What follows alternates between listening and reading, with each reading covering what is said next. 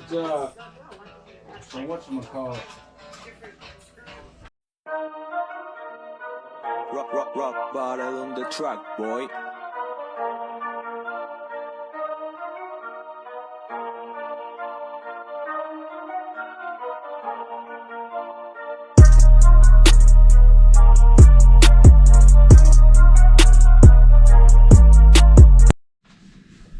Scorpion's gonna start filming.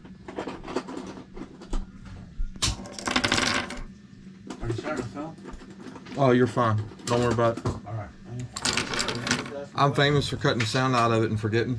Yeah. Turn it back on. Oh. Yeah, that happens. Yeah. Well, hello, Sam. It's nice to hear your voice again. Yeah, good to hear from you. Scorpion said ditto. Alright, take care.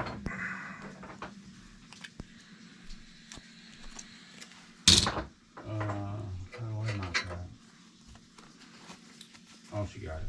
I figured it out. She got it. I figured it out.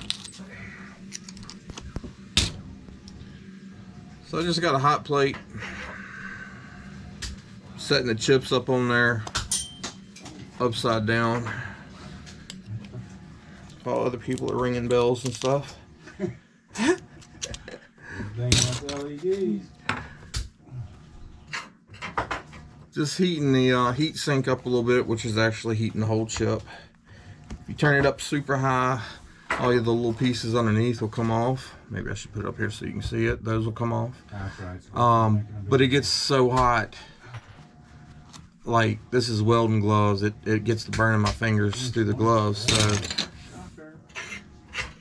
I just, you know, turn it down. Let it sit up there for a minute or two just to heat up that glue that's got the heat sink glued on there. And I start it with the screwdriver. Most of these have a little spot. Maybe y'all can see, maybe you can't. It is difficult to turn these chips with a glove on, but you stick it in there. Once you get it in, you twist it and it comes right on up. So that's enough to be able to pry the rest off in a little while. And I just go back and replace the chips. So, not hard, just time consuming. But I've definitely done worse jobs in my life.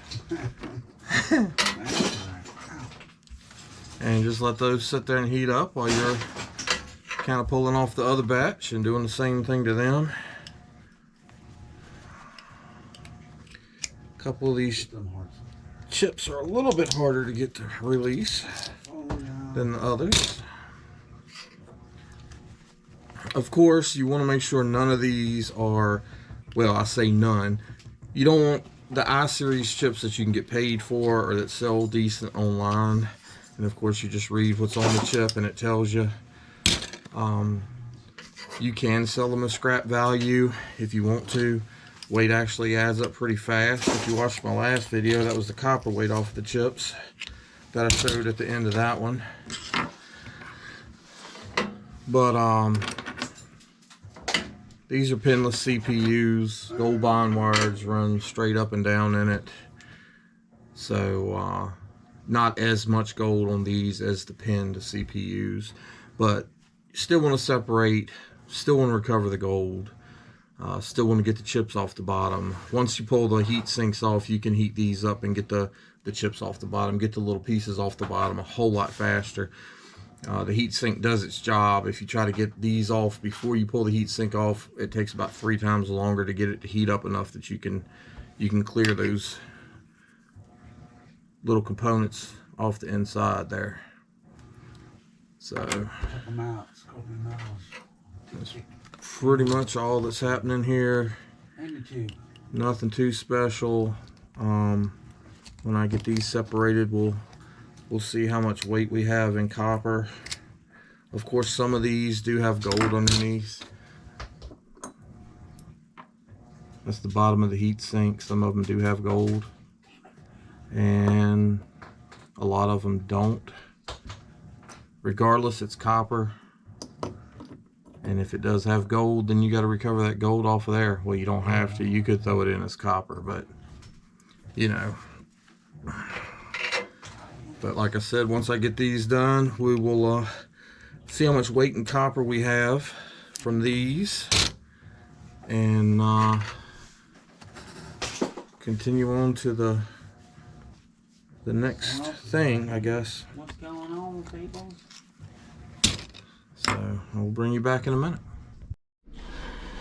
Alright, so y'all bear with me. I know the scale is upside down. Finishing up that 299 chips. You're looking at all that. Now I'm starting to go back and remove the components on the inside spot there. Now that I've got all the copper off. As you can see, all of these have gold. These do not. So it's about a 50-50 on the non-pinned CPUs is what I got out of, 299 of them. I'm one short of 300 there. So scale, well, it changed. So we'll just tear it. All right. So it's showing that it's 0. And I do it on the other scale, but the other scale won't quite, it can't even fit half on there. So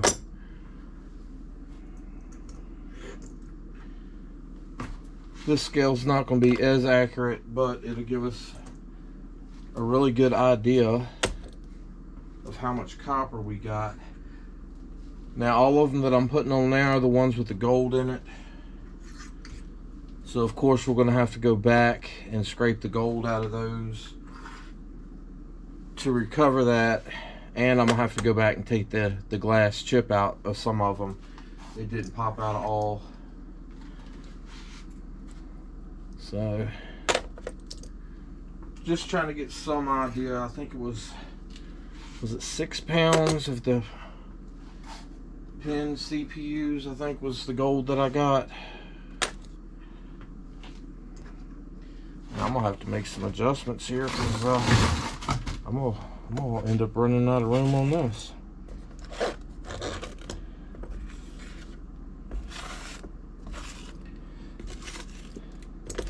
Gonna have to get them closer.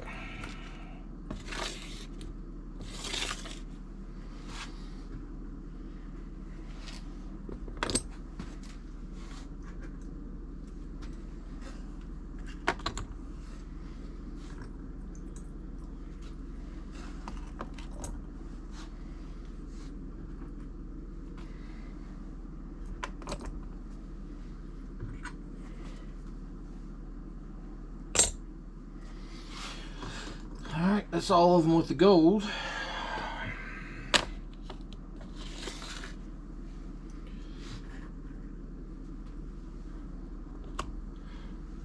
By the way, I was live on the YT, no, on the TT, while I was taking these off and setting them on the burner. Worked pretty good. It took me about 2 hours to remove all those copper chips. Or I can't talk tonight. Y'all forgive me. It is like 4 a.m. Took me 2 hours to remove all the copper off of the chips. So I know copper's paying more than $3 a pound at the scrapyard. So let's see what I made in the 2 hours. And like I said, it still needs to be some cleaning up because I'm going after the gold and stuff. If you're not going after the gold, you're done. So at 10 pounds, it was over $30. So we're at 11 and a half. So that'd be, if we just figured it at $3, I think it's like $3.40 or something like that. But yeah, 11 and a half pounds. So 30 3 about $35. And like I said, I set it on this right here.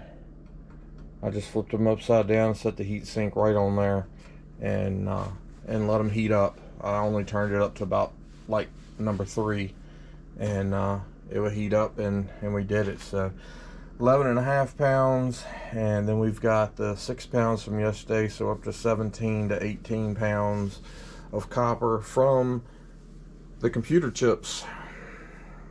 So I don't know about you, but that's decent money. I mean, it's what, $15 to $20 an hour.